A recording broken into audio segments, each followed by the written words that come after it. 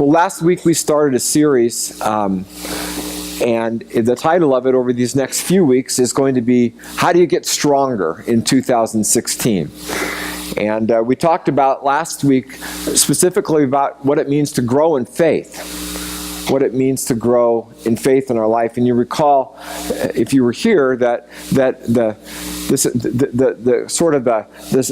Reader's Digest summary line of that is God's calling all of us to be involved, to be doing things in our lives, and God's speaking all the time. God's speaking all the time, and when we allow ourselves to be quiet, when we allow ourselves to hear His voice, then we know we want to follow that wherever that is. And so sometimes it's like, oh my goodness, which way do I go? But we try to listen to His voice and say, I think He's, to the best of my abilities, as I read Scripture, as I listen to other people, as I listen to God on my own, I think He's calling me to go this way, so I'm going to just take a step in that way. And I believe we talked about last week how God meets us in the middle of that step.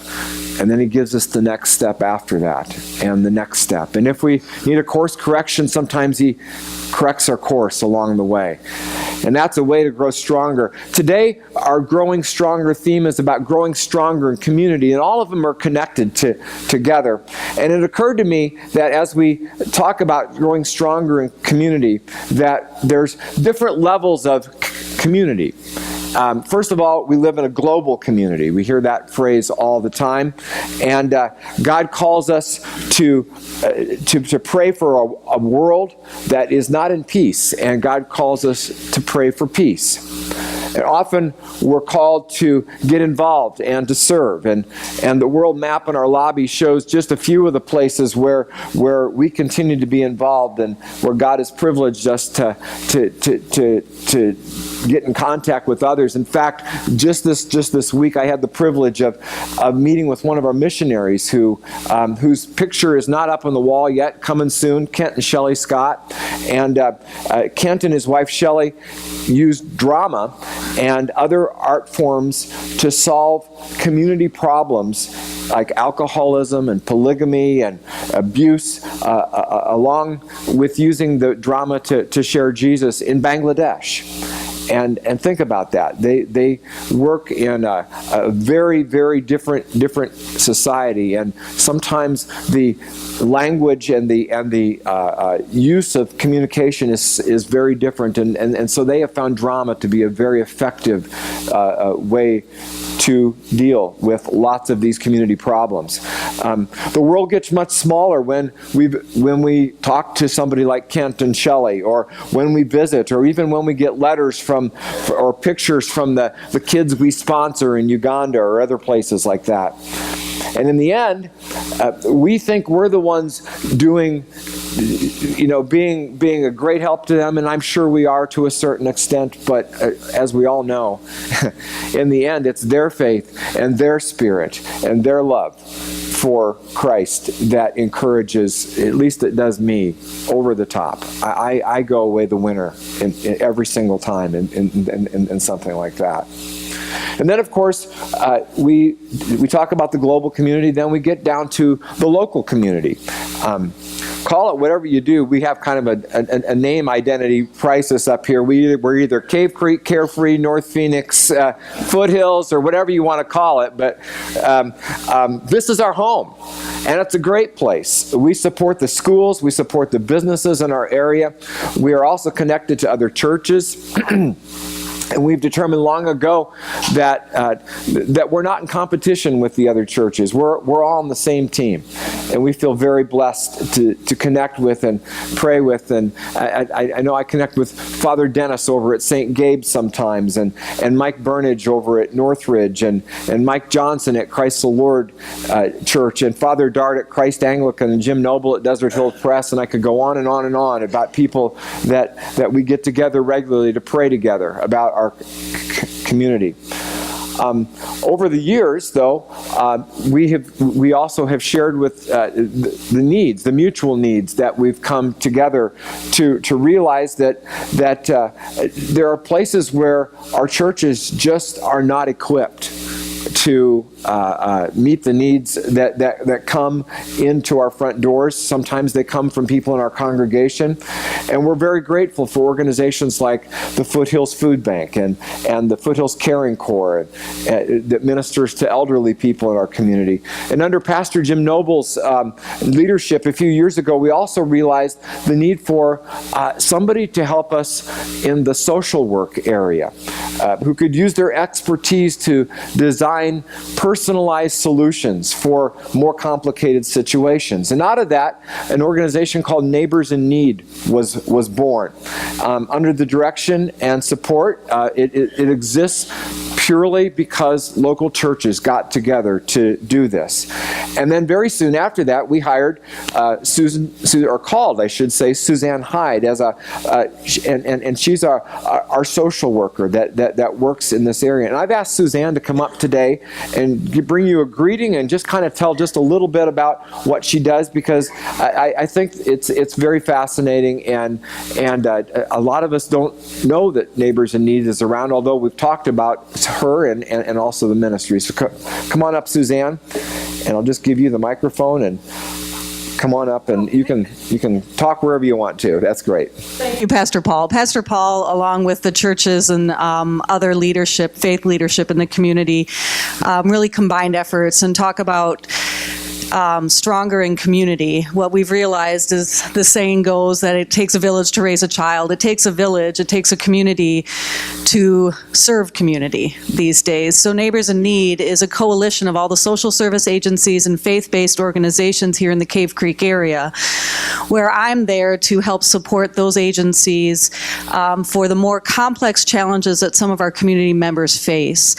So when their resources are exceeded or exhausted due to the complexity of one of our neighbors' issues, that's when I'm called in, and due to the generosity of congregations like yourselves, I'm a free tool for the community to use, and the agencies like the Y, the Foothills Caring Corps, and the Food Bank.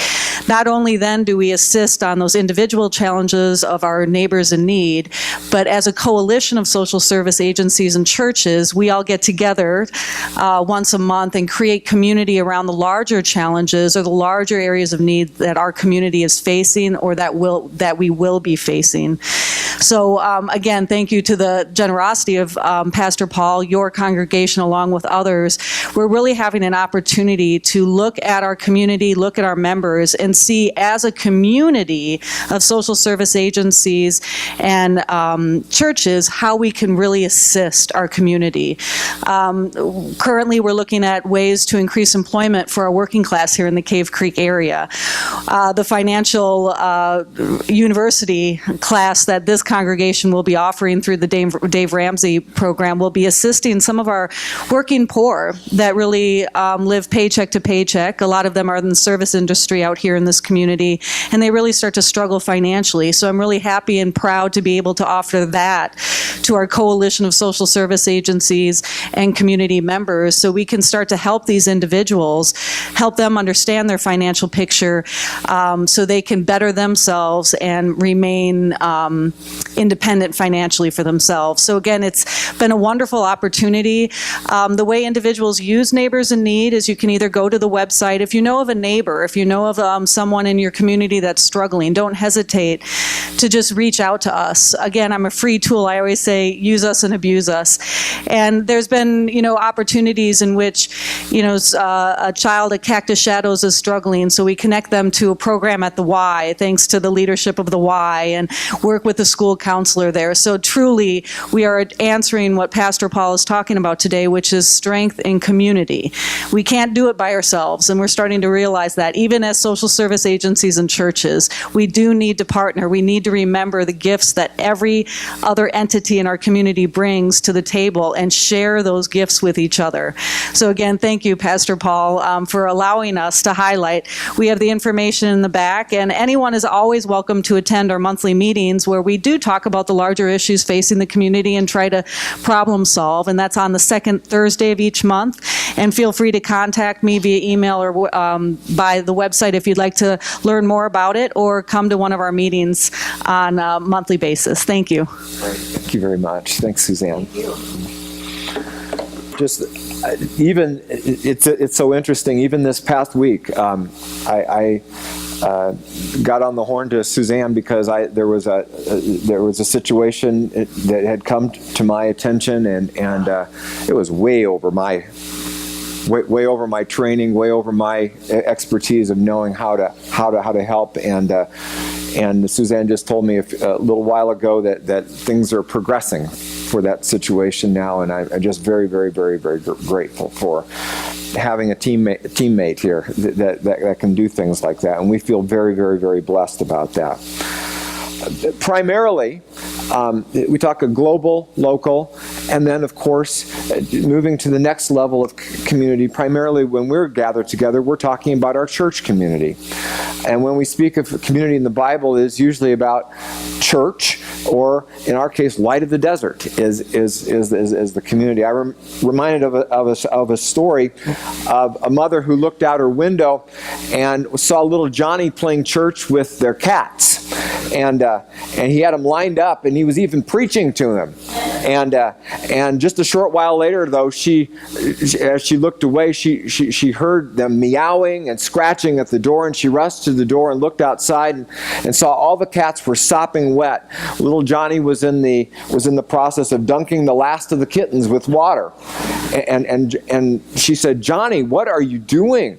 And she said, "I'm baptizing these cats." "Johnny, you'll stop, you'll drown those cats." And Johnny looked at her. "They should have thought about that before they joined my church."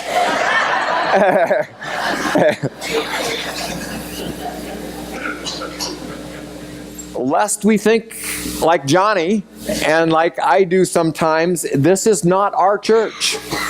It's Jesus' church. It always has been, it always will be. He's the one in charge. And so when we're gathering together, we realize that it's Jesus' community that we're a part of. And as we look at our text this morning, we realize that I want to read that for you here right now from Hebrews chapter 10, I believe it is. Yes, Hebrews chapter 10. So it says, "So friends, we can now, without hesitation, walk right up to God in the holy place." By the way, this is from the Message paraphrase, so if it sounds a little bit different, that's why it is.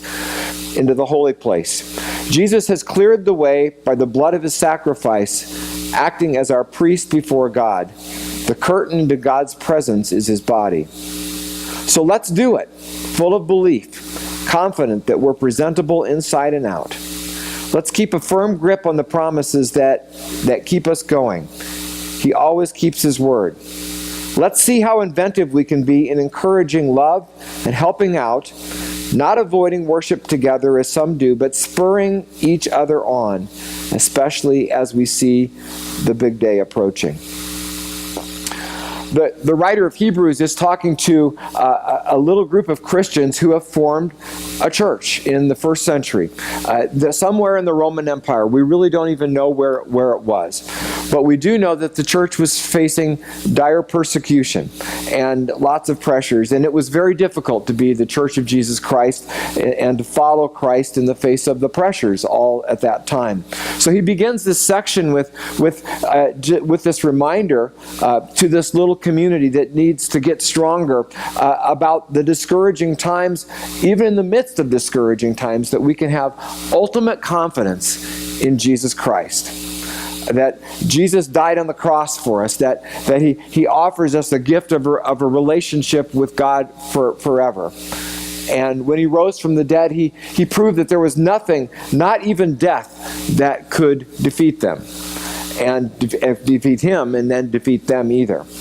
And because of what Jesus did for them, even in the face of problems, even in the face of suffering, even in the face of pressures, we can cling to the hope that we have in God. And then he leaves this one more instruction that's up on the screen now, to help them grow stronger. And I've got back to the version that we're normally used to read, and it says this. It says, "And now let us consider how to provoke one another to love and good deeds, not neglecting to meet together as the habit of some, but encouraging one another as all the more as you see the day approaching."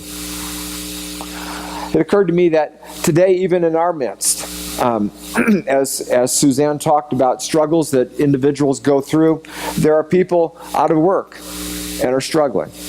And there are people whose marriages are struggling, and whose relationships with their families it's not hitting on all cylinders. And some have lost loved ones, and some have cancer, and some have other physical challenges that are fighting to hold on. And the writer of Hebrews says it like this. He says, "I want you to encourage one another.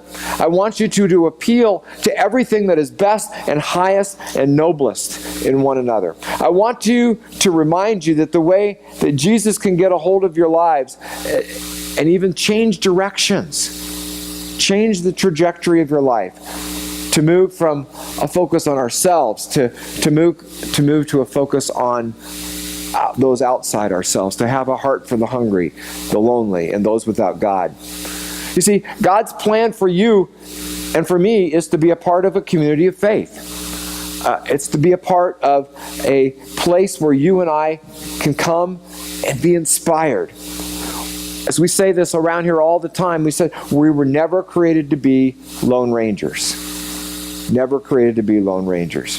So how do we learn to do this? How do we learn to do this? Well, the writer of Hebrews kind of gives us a little formula. He says the first thing is learn to provoke one another.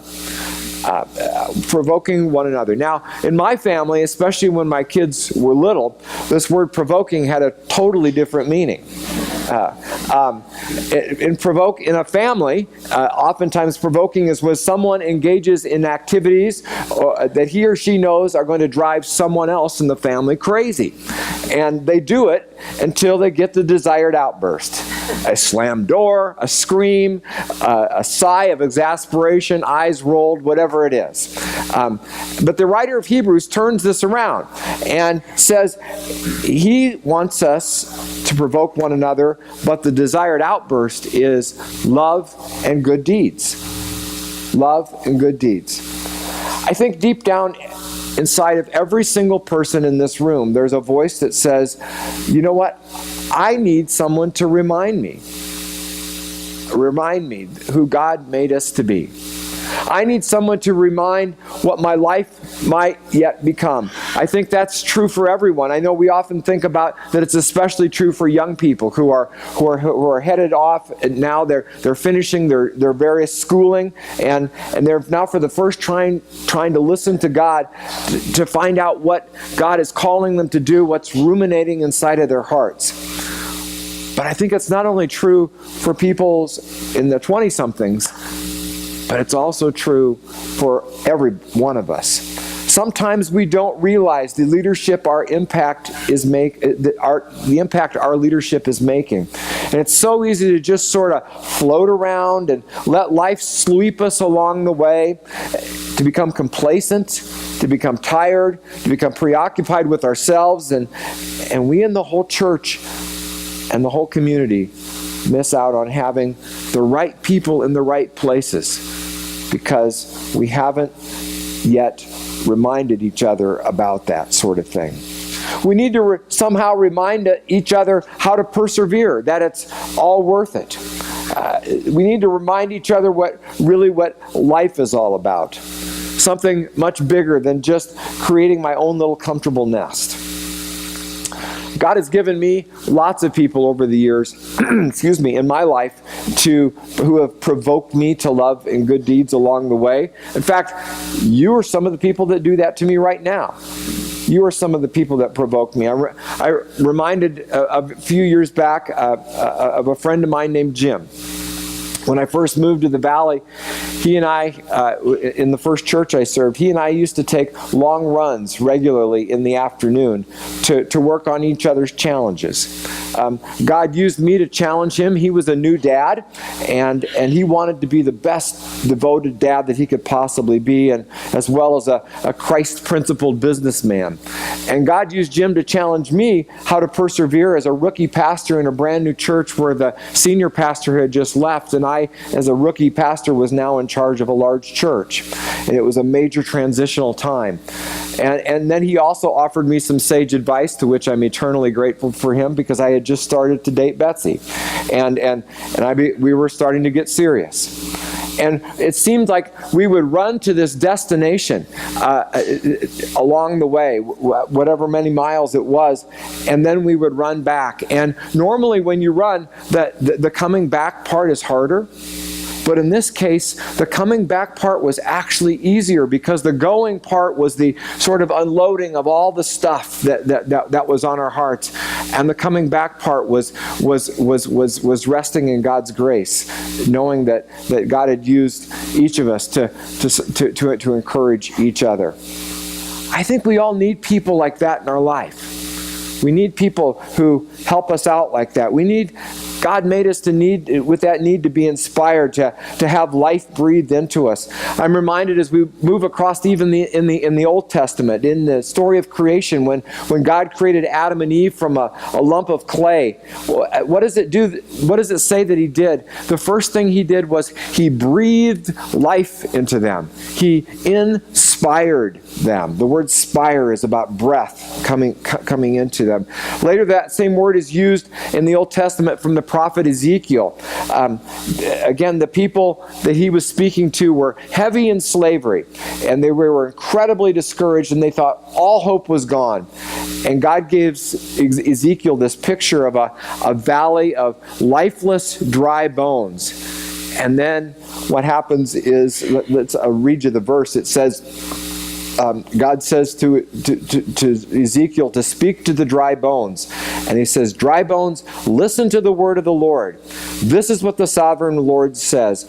Look, I am going to breathe into you and make you live again."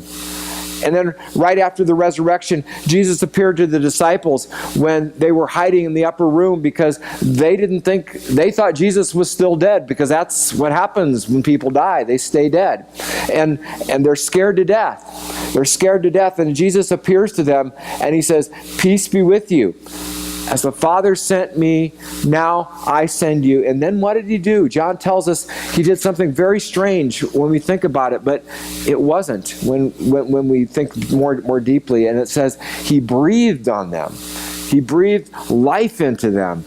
And it says, and they received the Holy Spirit, the one who would give them strength and energy and boldness and power and inspiration to share Jesus with others. So that's the first thing. We're called to provoke one another into acts of good deeds. The second thing, like that early church was for those people that were gathering, God calls us to become a community of inspiration too. Individuals and communities both have capacity to inspire one another to love and good deeds. The opposite of an inspired community is one that just sort of drifts and lives with complaints and cynicism and discouragement, sort of being the way that they operate. But the writer of Hebrews reminds us that the church communities have tremendous potentials to inspire each other to love and good deeds. And you know what? I watch this happen all the time here. It's a beautiful thing to see. Some of you are teaching and leading and serving and singing and playing and playing an instrument because somebody from this congregation reached out to you at home, at work, in your neighborhoods, and inspired you. Maybe it wasn't even from this congregation. We've talked about in the last few months about the Agua Prieta mission, where we go down and build homes in Mexico. As I've gone on those before, I remember how Jeff Grand Prix and some of the other leaders do just such a great job of getting each person to know that their contribution matters to the building of that house. Please know that if you go, there's a job for you. There's a place for you to serve down there. God has called us to be a community of inspiration, and I think we do it well, but I think we can get even better at it. There are ways that we can do that. I think the first one that comes to mind is this phrase, notice and name. I think this happened in the New Testament church all the time. People would see the work of God going on in the life of another people, and they would notice it. Jesus did it too. Remember in the New Testament, Jesus went up to this weak-kneed, loudmouth fisherman named Simon. And he came to him, and he says, from now on, you're no longer Simon, you are Peter, which means the rock. And on this rock, I am going to build my church, and the gates of hell will never stand against it. Now, normally we don't go around renaming each other. That would be a rather complicated sort of thing. But you can inspire another person by going up and naming something in their life. When you notice a gift that in someone, and maybe no one else has never noticed that, but you go up to them and say, you've got this amazing gift. I see this in you. Or when you notice someone striving to follow Christ more closely, or even battling a sin in their life. And you can go up to that person and say, in a very dignifying way, wow, I see this going on in you, and I just want to thank you because you're inspiring me by the battle that you show. And when you notice someone that's used to maybe sort of clutch on to all their things, and now they're being so generous and wide open with their time and with their resources, you can notice that and just say thank you for your generosity. And when you thank a person for adding their expertise and energy to a mission project, it inspires them. And when you notice that person in a quiet, unassuming way, it is a huge inspiration. The third, a second way that we can do this in our community is we can lead. We can lead as a servant, and we can challenge others. One of the best examples of this from the Old Testament came when in the story of Esther.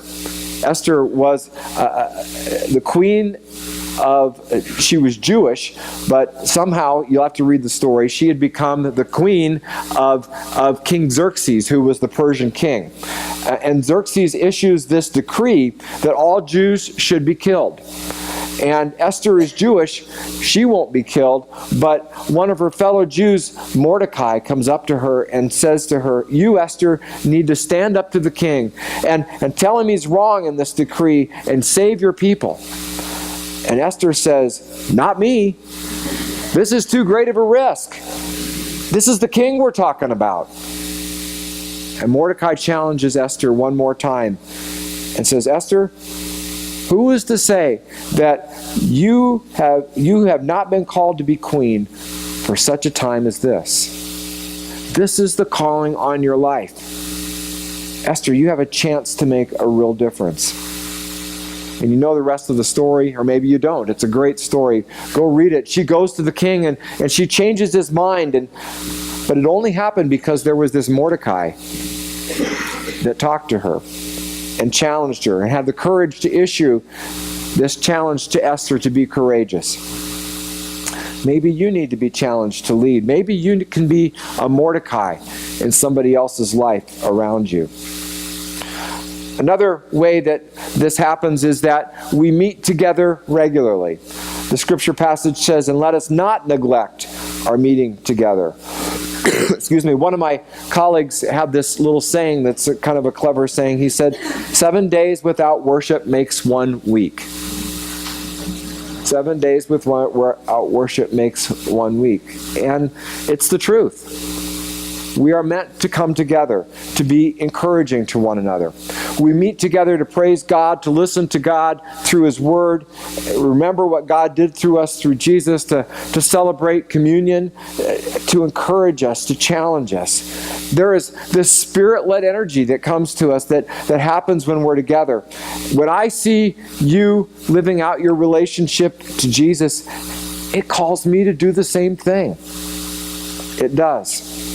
So it's great to come together to serve or to study. It's great to come together to share a meal or to share a hike. We're gathering for a special occasion on January 23rd. We call it Worship Night. It's going to be a great night, Saturday night, and I hope you'll come to that. Why do we do this? Because we need each other. We need to come together to be able to lift each other up. We were never meant to serve God alone. And folks, I think you and I both, we all want to be better at this in 2016. So let's inspire one another to love and good deeds. Let's find a place where we can connect others into a church so that they can be part of a community like this.